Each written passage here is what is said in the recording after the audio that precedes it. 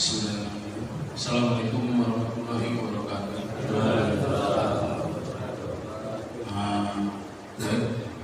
Yang pertama-tama mari kita panjatkan syukur atas nikmat Allah kepada kita bahwa kita bisa berjalan masjid sholat subuh berjamaah. Itu sangat luar biasa kenikmatan kepada Allah kita. Banyak luar sana kita punya nikmat seperti itu. Salam dan salawat kita panjatkan kepada Nabi besar manusia terhebat di muka bumi ini, Nabi besar Muhammad SAW, keluarga dan para sahabat serta pengikutnya yang zaman yang kita bisa bersama-sama menjadi Rasul. Yang terhormat Ketua DKN dan jajarannya, tokoh ulama, tokoh pemuda, masyarakat sekitarnya. Terima kasih jazakumullah khairan atas undangan kepada kami Bapak Isa Dimas Kota Putih untuk memberikan suatu keterangan kekurahan beda daripada yang lain.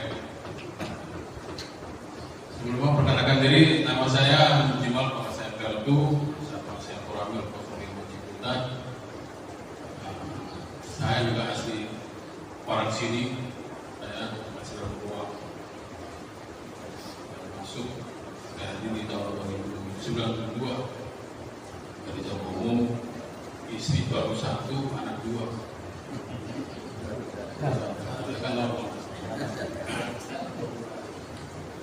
Anak saya 2 laki-laki, alhamdulillah. Kalau laki-laki katanya luar biasa Pak. Nah, sampai nggak putus doanya laki-laki, beda sama perempuan. Jadi kalau misalnya ada bilang laki perempuan sama aja, bukan, salah. Laki dan perempuan itu ada bedanya. Kalau laki-laki kan dia doanya nggak putus. Kalau perempuan kan putus. Paham ya? Paham nggak kalau perempuan doanya nggak putus? Paham nggak? Pada saat sholat dia nggak bisa. Karena sholat berdoa itu kan pada saat kita sujud kita nangis loh. Itu doa salah satu mujarab. Doa kecil aja kita sujud dalam sholat itu. Kesempatan itu kan tidak diterima sama perempuan buat tetangga. Sebenarnya itu doa itu putus. Dan nasabnya juga nggak hilang. Tapi kalau perempuan hanya seorang orang tua dapat perempuan 3 dapat doa mereka. Semuanya ada ini juga ada maknanya juga dalam Islam. Makanya Islam itu luar biasa. Islam is the best gitu. Jangan bilang semua agama sama, salah. Orang juga ngerti agama Islam. Kalau sebagian pejabat bilang agama semua sama, berarti tidak ngerti Islam. Yang namanya Islam is the best. Beda sama agama lain. Kalau misalnya sama, Nabi kita sama, surga kita sama orang Nasrani, sama orang Yahudi. Jelas kan beda. Surga kita beda, neraka juga beda. Mereka kan di dalam neraka. Kalau kita mungkin di atasnya, berbal ya. Seperti itu. Itu tetap Islam Indonesia. Kita bersiko timbulnya kematian. Nah, bagi mereka yang ibadah kecanduan dengan HP, kan ada anak yang seperti HP ini. Barang lagi makan, saya bilang Pak makan Pak, asipkan HP Pak. Kamu nikmatin di mana makan kamu? Kalau kamu asipkan HP, HP itu nggak lari, taruh aja kamu makan nikmatin gitu loh. Karena makan asipkan HP. Dan rasa nikmat makannya tidak asik. Yang nggak orang anak, orang tua juga ada seperti itu. Maka ini luar biasa. Itu termasuk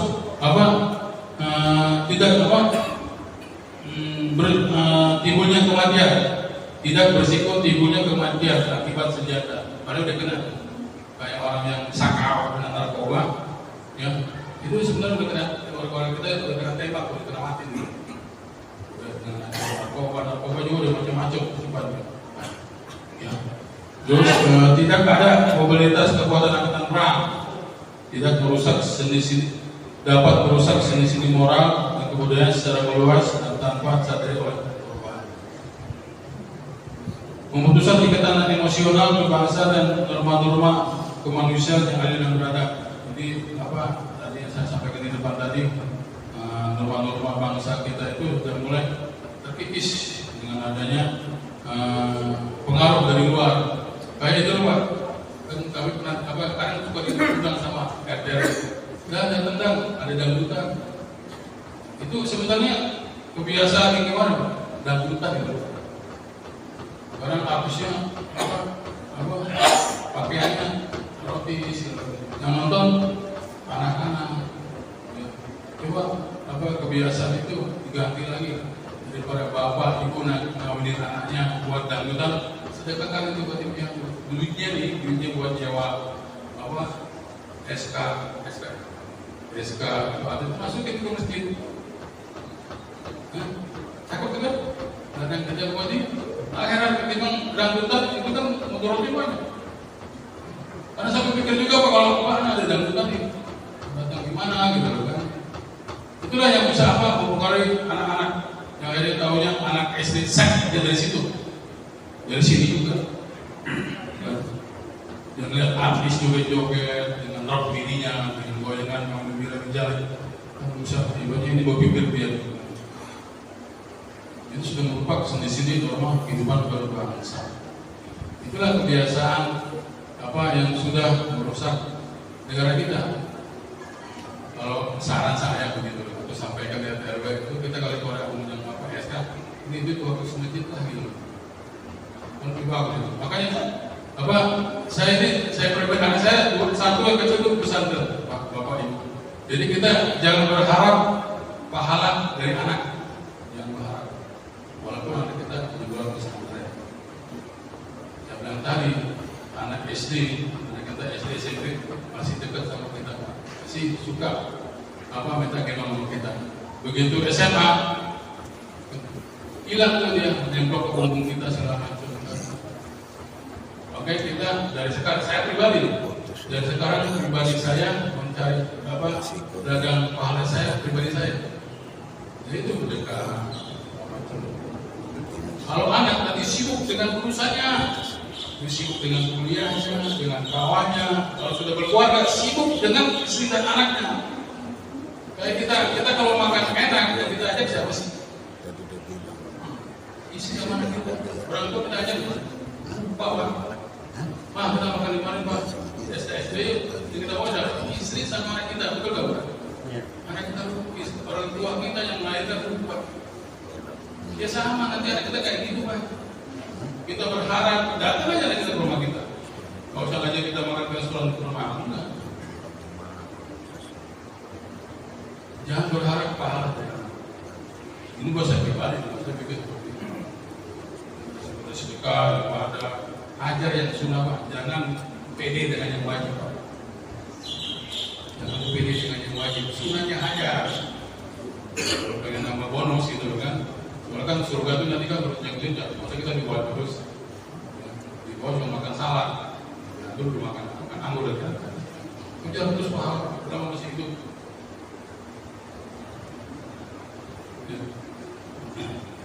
Kemudian krisis, namanya krisis multidimensi, nilai-nilai moral yang dijadikan dasar penghancuran dari Pancasila. Ketuhanan yang Maha Esa yang Tuhan. Saya kadang kesel Pak kalau teroris diidentikan dengan Islam. Teroris Islam yang berikut teroris. Padahal dengan sunnah Pak, sunnah Rasul. Orang Bapak nggak gereja nggak Pak? Yesus saja berjenggot Pak.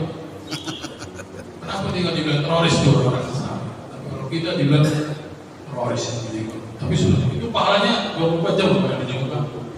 Saya ini kalau tentara berjenggot saya orang pertama berjenggot. Itu pahalanya terus Pak berjenggot 24 jam yang berjenggot. Makanya berjenggot jangan cukup Pak.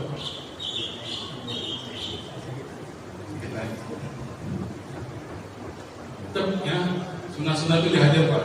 Kalau menganggap ya kita kan bakalan menuju kematian. Jangan yakin dengan PD sama yang wajib. Terus nilai kemanusiaan yang diberagam, kemanusiaan, korupsi berbagai macam, menyalahgunakan kekuasaan serta menyalahgunakan polusi dan nepotisme di setiap lini kehidupan sehingga rakyat miskin menjadi korban. Nah, ini kan nilai persatuan negara, persatuan propagasi konflik dalam beberapa era beberapa kepulauan kita sudah hilang kan, lepas dari NKRI.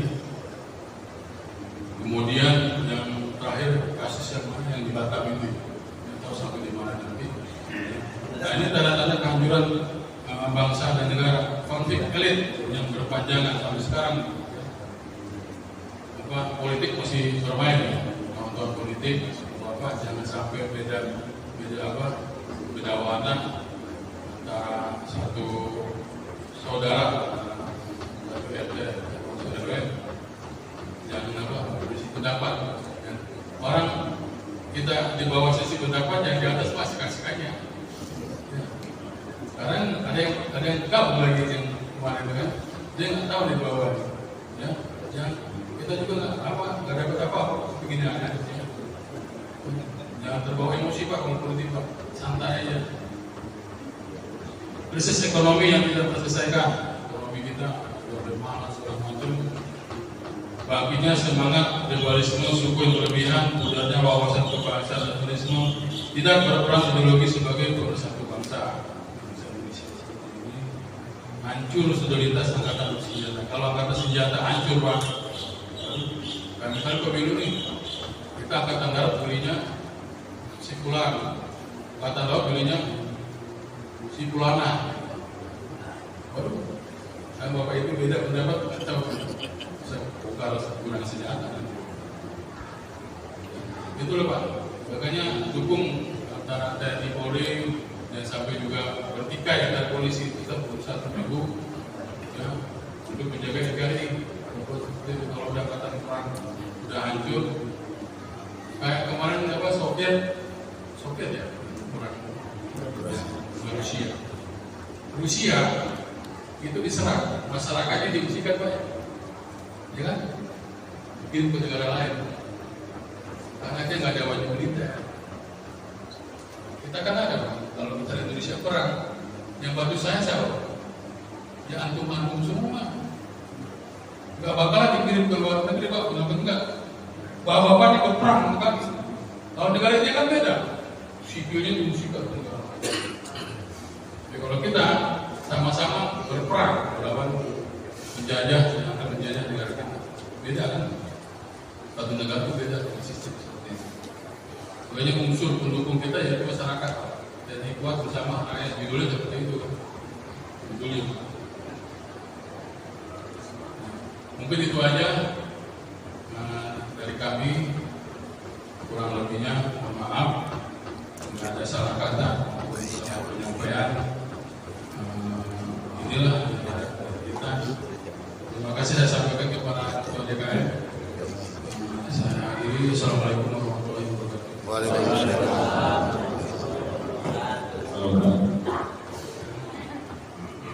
Baik, terima kasih Bapak Dr. Musimal sudah menyampaikan materi bela negara. Mungkin langsung saja biar sedikit lebih interaktif kuliah subuh pada hari ini, kita berikan kesempatan untuk para jemaah yang ingin bertanya. Boleh ya Bapak ya? Mungkin kita beri kesempatan 2 pertanyaan kali ya. Mungkin silakan bagi para jemaah yang ingin bertanya. Ada yang mau tanya? Ibu-ibu mau tanya nih? Atau saya aja dah? Ya, Bapak Ketua DKM kita.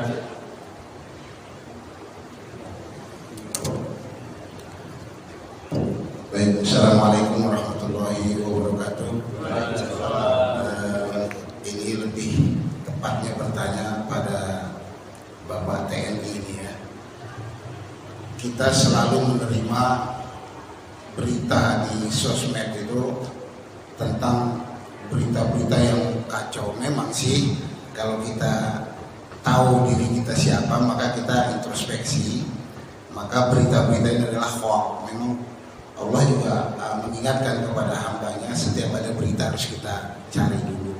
Namun berita ini terus terus bergulir setiap hari dan berita yang sama.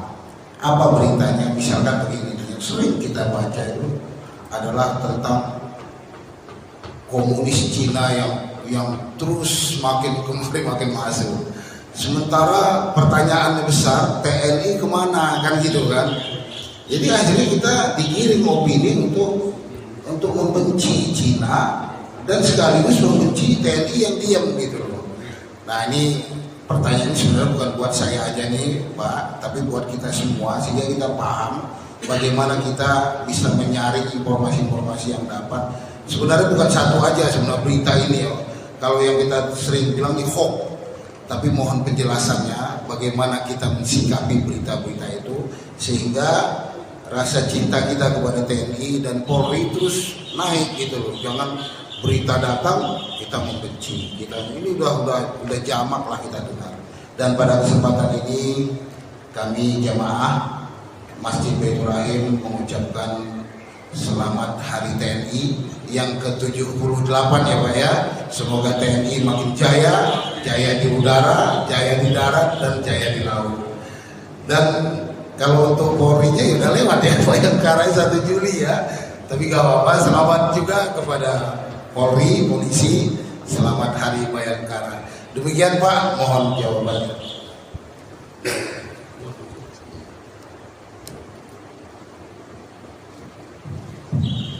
Baik, Pak Ustadz, terima kasih pertanyaannya. Ini pertanyaannya berat bagi saya Pak. Ini tingkat bintang 3 ya Dok. Paling banyak itu ya jawab. Masalah Cina begitu ya. Sebenarnya itu Pak, dari pengalaman, saya bicara dari pengalaman aja, jawabnya dari pengalaman. Kita dari Kodim Tangerang itu ada namanya PAM bandara, namanya PAM VIP. Jadi kalau ada presiden atau Perdana Menteri luar negeri jam 2 malam, berangkat Pak. Biasanya batalion yang dikenakan, tapi sekarang tingkat teritorial yang punya wilayah namanya waskita, pengawasan wilayah itu dikenakan Mbak bisa. Kapan orang-orang barang-barang apa ya pindah.